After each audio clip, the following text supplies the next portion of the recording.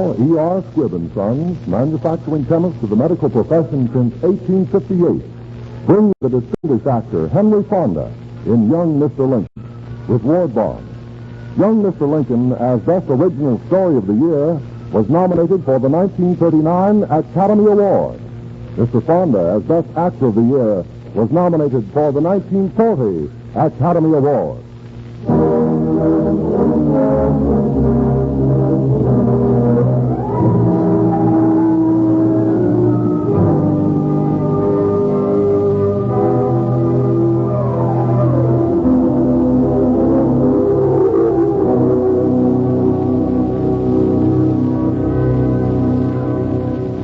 This is a story about a long, lean lawyer named Abraham Lincoln.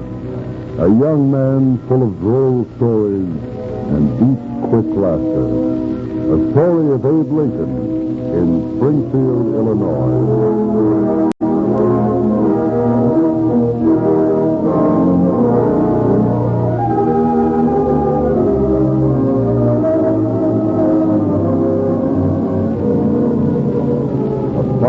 Summer afternoon at the fair is over. The barbecue fires glow red now in the darkness, and families are rounding up their children and seeking their wagons for the lazy ride back to town. Suddenly, a woman screams. A rush of running men, blood spilled on a dark meadow. A hushed whisper of murder. The pioneer mother standing stark against the breeze, staring at her two sons.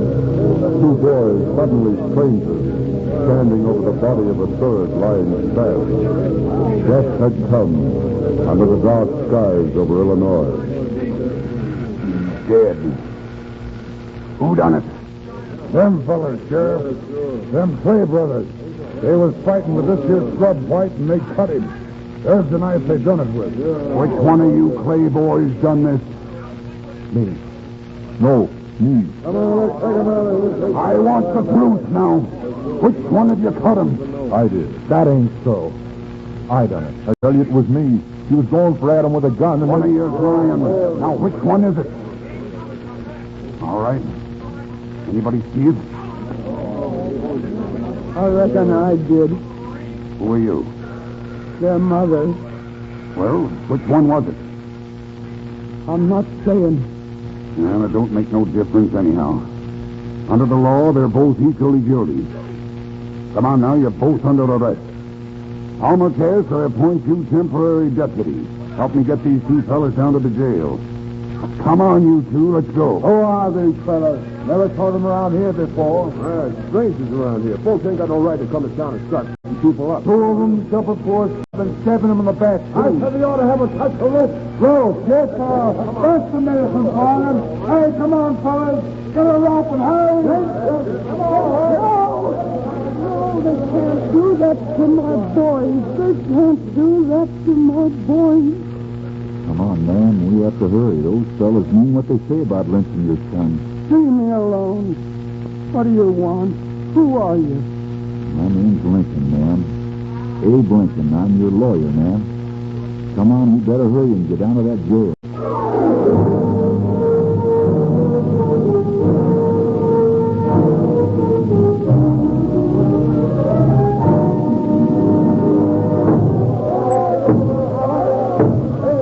Open the jail door, Sheriff. Let me out of here.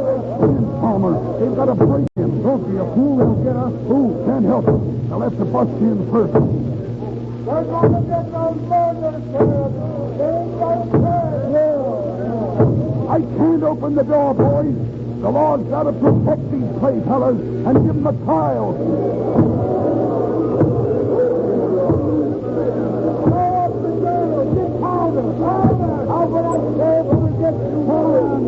Hold on and listen to me. Get out of our way. They're busting right. King, I said, listen to me, and by King, you will. That's better. Now, gentlemen, I'm not here to make any speeches. All I got to say is I can lick any man here, hands down. We know you, Abe Lincoln. Come on, man, let's get him. Hold on, Buck. I thought I'd find that big mouth of yours around here telling people what to do. I'm Buck, all right. A big buck on this lick. Then turn on and clutch your horns. What's holding you? Maybe some of you other gentlemen like to take Buck's place. Me, I can lick you myself. Is that a fat neighbor or just your notion? Get away from there, Lincoln, or we'll give it to you, too. Well, if it's not Bill Gentry. First time I ever heard of you trying to break into jail, Bill. But you were too busy trying to break out. Shut up! Go on, let's get him. Howdy, Clarence. Last time I saw you were heading for the rock pile. For beating up your wife. Now, gentlemen, all joking aside, let's look at this matter from my side. You all know I'm just a fresh lawyer trying to get ahead. But some of you boys act like you want to do me out of my first client. Go ahead, Abe. Go on and talk. I'm not saying you fellas aren't right. Maybe these Clay boys do deserve to hang. But with me handling their case, it looks like you won't have much to worry on that score. All I ask is to have it done with some legal pomp and show. Yeah, but what about our side of it? We've been to a heap of trouble not to have at least one hanging. Sure you have. And if these boys had more than one life, I'd say go ahead. A little hanging mightn't do them any harm. But the sort of hanging you boys would give them would be so permanent. The trouble is that when men start taking the law into their own hands, this is apt in the confusion and fun to hang somebody who's not a murderer as somebody who is. Then, first thing you know, they're hanging one another from pure devilment. Till it gets to the place a man can't pass a tree or look at a rope without feeling uneasy. We seem to lose our heads at such times as this. And see things together, we'd be mighty ashamed to be by ourselves. For instance, you take Jeremiah Carter yonder. There's not a more decent, God-fearing man in Springfield than Jeremiah Carter.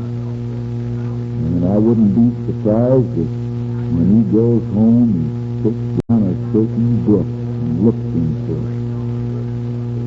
Maybe he'll just happen to hit on these words. Blessed are the merciful, for they shall obtain mercy. That's all I got to say, friends. Good night.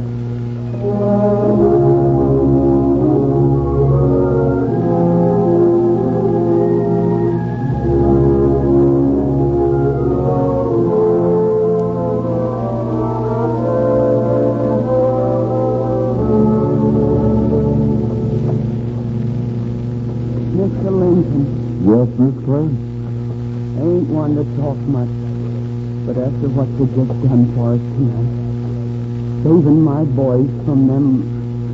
Now, save your thanks. Here, I'll give you a hand with those mules of yours. Oh, Utah.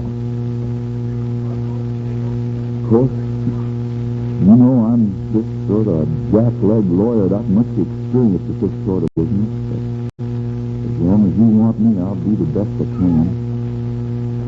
Still, maybe you'd feel a lot safer if my partner was here. Maybe you could get a hold of Steve Douglas. I hear that silver tongue of his can be mighty useful with a jury. We don't know nothing about lawyers and things like that. Well, I'll do the best I can.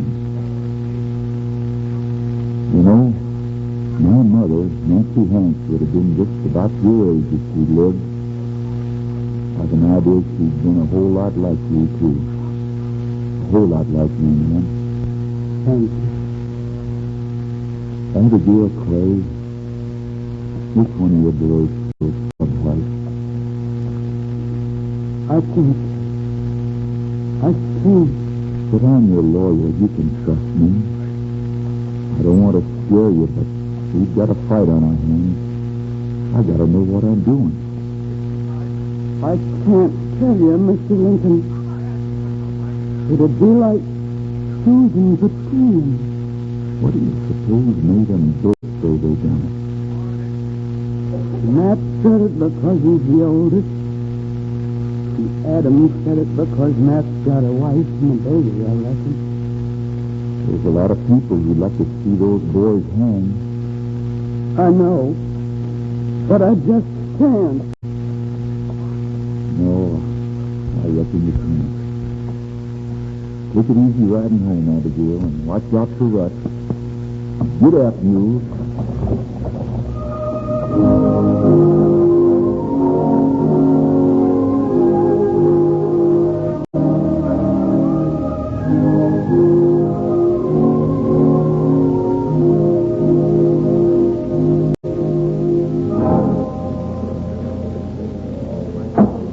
Order in the court. Thomas has take the stand.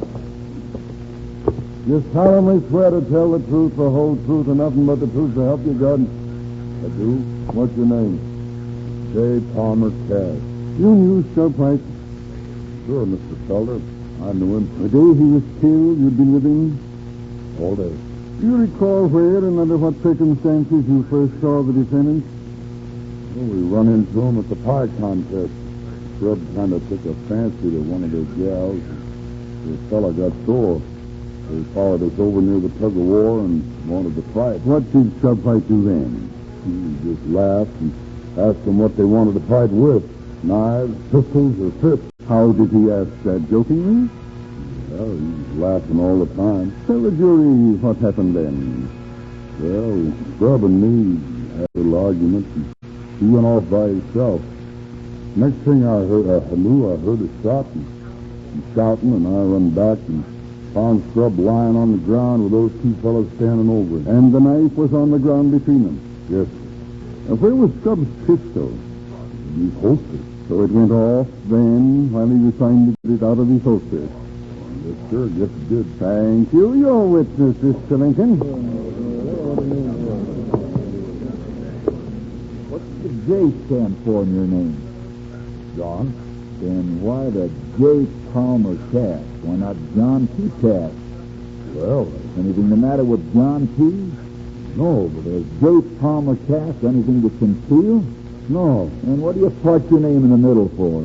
I got a right to call myself anything I please. All right, but if you don't mind, I'll just call you Jack Cass. Order. Your Honor, I object to this ridiculous line of questioning. Mr. Lincoln's clownishness may win him a laugh from his friends, but I assure you his entire game of buffoonery is lost on this jury. Get to the point, Mr. Lincoln. Do my best, Your Honor. Now, J. Palmer Cass, you say you and Scrub White had a little argument. What was this argument about? I'd rather not say. Oh, you'd rather not say. Well, J. Palmer, suppose I told you I'd rather you did say. All right, if you want to know, we were arguing about politics. That's something we'd argue about. What kind of politics? Well, I've learned different now. But I said that I figured that you had more sense about politics than Steve Douglas. And Scrub, he got mad as a wet hen and said you didn't. Order. Well, looks like I scratched up a snake's end. I reckon we can allow all you said to go in. Step down. Your Honor, I'd like to call Abigail Clay back to the stand. Abigail Clay. You love your boys, don't you, Mrs. Clay? You'd like to save their lives if you could. You were present the night Scrub White was killed, weren't you? I saw him fight. Now, don't be afraid of me. I'm not a bloodthirsty man. I'm prepared to offer you the life of one of your sons, provided you tell us which of your boys stabbed and killed Scrub White. Order. I can't. Mrs. Clay, you believe in God, don't you? Do you believe that if you take a solemn oath in the sight of God and on His holy Bible, you are bound to speak the truth? Yes, but I can't tell you. I Your Honor, I protest against the prosecution's attempt to force this woman to decide which of her two sons will live and which will die. I have seen Abigail Clay exactly 3 times in my life, gentlemen, yet I know everything there is to know about her. I know her because I've seen hundreds of women just like her, working in the fields, suffering over some sick and helpless child. Women who say little and do much, who ask nothing and give all. And I tell you that such a woman would never answer the question that's been put to her here. Never. I'd rather, Mrs. Clay, see both your sons taken from you than to see you break your heart by saving one at the expense of the other. So don't tell them. Order! Order! May it please the court to spare the jury any more of these harrowing outbursts, the state will withdraw the question. No doubt Mr. Lincoln will be glad to hear that Mrs. Clay was not the only eyewitness to the murder of Scott White. Order! Recall Mr. J. Palmer Cass to the stand. J. Palmer Cass! Mr. Cass, where were you at the time Scott White was killed? I was about, 100 yards away, I reckon. You saw the killing with your own eyes? Yes, sir, I saw it. Why didn't you tell us this before? Nobody asked. Have you told anybody else about this? No, Why not? well, I didn't want to help get anybody hung. And why do you tell us now? Because it looks to me like both of them's going to get hung. How could you see so clearly from a distance of 100 yards at 11 o'clock at night? It was moon bright. I see. Moon bright. And you clearly saw which boy pulled the knife? Yes, The defendants will stand up. Now tell us, Mr. Cass, which defendant stabbed and killed Scott White? that one. The big one, Adam Clay. Your Honor, the state led. Quiet! Quiet! This court is adjourned until 10 tomorrow morning. Take the business away.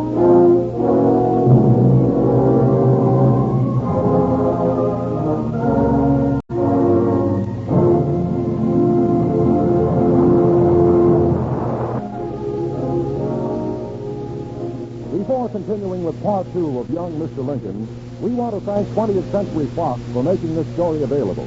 Henry Fonda and Ward Bond will soon be seen in the 20th Century Fox production My Darling Clementine.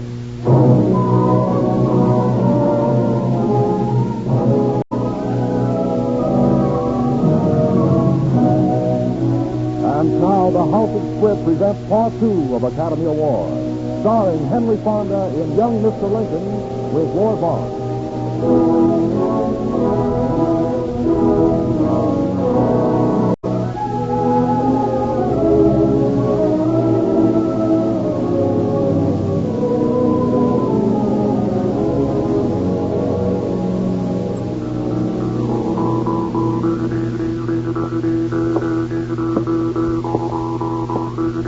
That's pretty music you're playing there, Mr. Lincoln. Why, hello, Judge. Mighty pleasant to see you this evening. Doggone it, Lincoln, this is against all my principles, but I want to talk to you as an older man. Go ahead, Judge. I'm listening. What I mean to say, Dad blame it, is don't you think you ought to get some older lawyer with more experience to help you out some more? Are you suggesting I retire, Judge, or just take a back seat? I'm just suggesting that if you want me to, I'll speak to Steve Douglas. I'm sorry, Judge, but I'm one of those fellows who don't believe in swapping horses in the middle of the stream. Then at least change your plea, accept sentence for your guilty client, and I'll guarantee that the state will be lenient with the other. That's a mighty tempting offer. Mighty tempting. But I'm afraid it won't work. But, man, you'll send both defendants to the gallows as sure as the moon sets. Maybe, but just the same, that's the way it's got to be. Good night, Judge.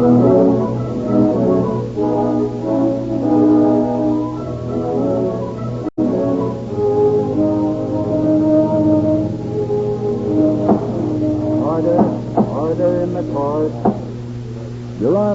defense would like at this time to cross-examine the last witness for the state, J. Palmer Cass. J. Palmer Cass, take the stand.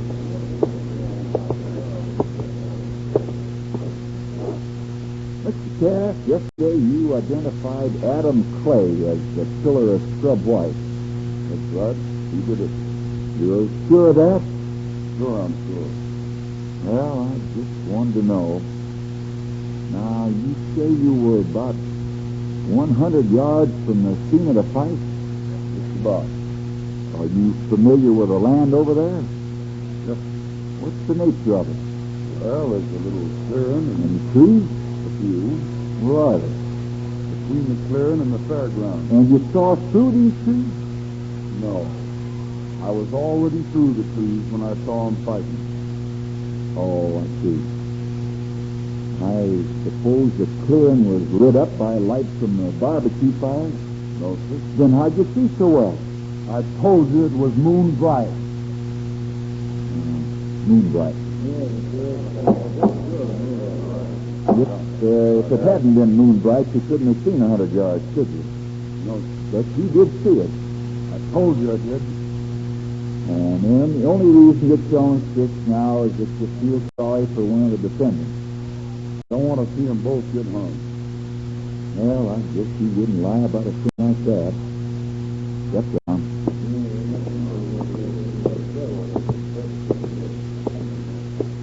Oh, Mr. Cass, I forgot. There's just one more question I'd like to ask you. You needn't bother to come all the way back to the stand.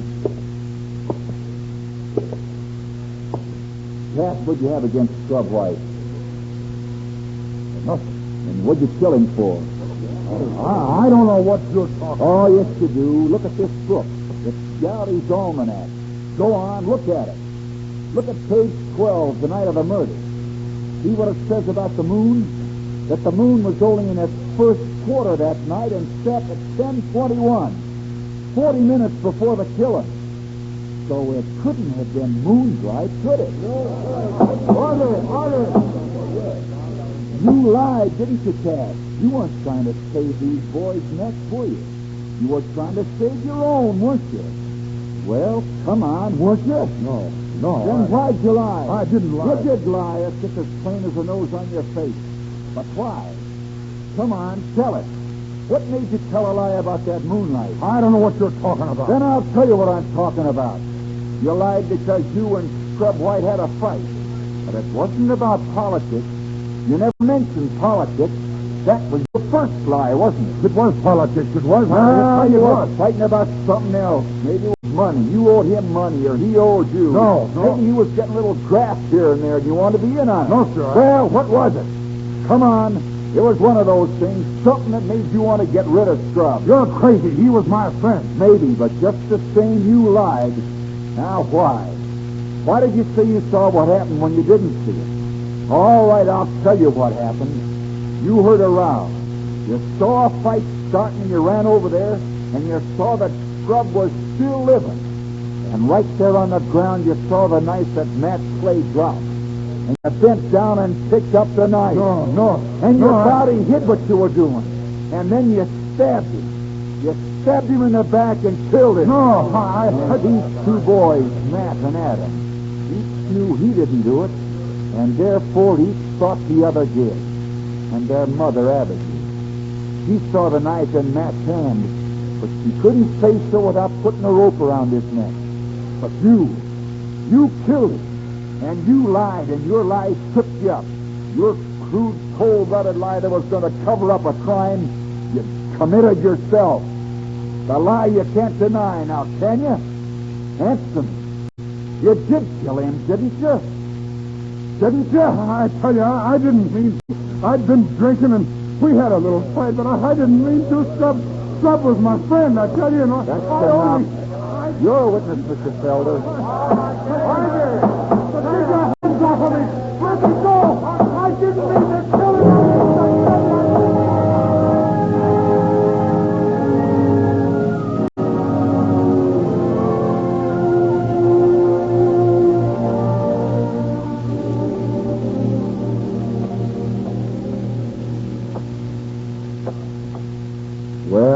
reckon there's nothing holding you people now. No, sir. There sure ain't.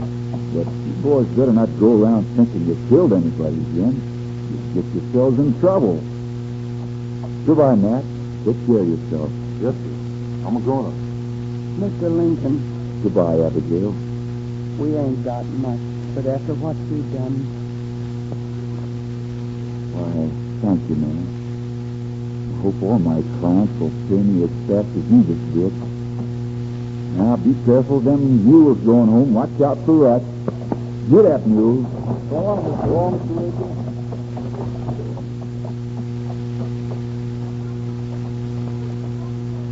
Oh, there you are, Abe. I had a heck of a time finding you. Oh, evening, Judge. Abe, I wanted to tell you I thought you pulled a brilliant piece of strategy today, and I'm sorry about trying to talk you into taking on an older lawyer, but I didn't know you had that ace up your sleeve. Nothing to worry about, Judge. I might have done the same thing if I were in your boots. How did you happen to hit on Cass as the guilty? Well, Judge, I got to thinking about Cass when he insisted on putting his name in the middle. Struck me he might have reasons for wanting to be secretive about himself. And when I found a copy of the almanac, that cinched it. Where are you heading, Lincoln? Oh, just thought I'd walk up the hill a piece, Judge. The boys will be looking for you. What'll I tell them? Oh, just tell 'em I got the smell of the country in my nose. I think I'll go on a spell from here.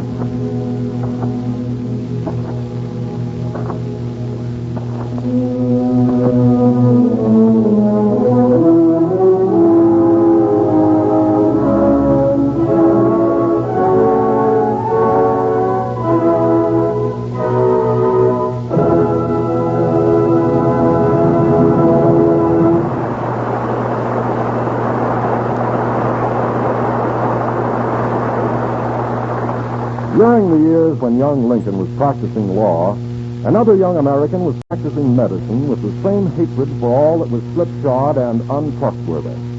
The young man was Dr. Edward R. Squibb, and he fought single-handed to supply the medical world with something difficult to find and urgently needed: drugs of unfailing uniformity, purity, efficacy. From his tiny laboratory, the beginning of the great house of Squibb, came not only the first uniformly safe, pure ether, but something even rarer: a new way of working in the production of medicine, a quest for perfection that was to continue unceasingly. It was a hopeful fill for other doctors and surgeons of Dr. Squibb's own time. "We look upon your cause as our cause," they wrote, "your enterprises as the inauguration of a new era, and yourself as the exponent of the great principles of truth and humanity in array against dishonest stupidity."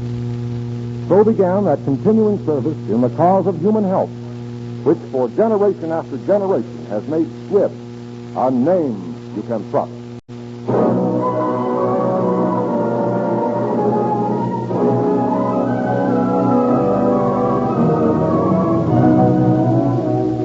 Next Wednesday, another great picture. The House of Squibb will present Academy Award starring Douglas Fairbanks Jr. and Virginia Bruce in The Prisoner of Zenda.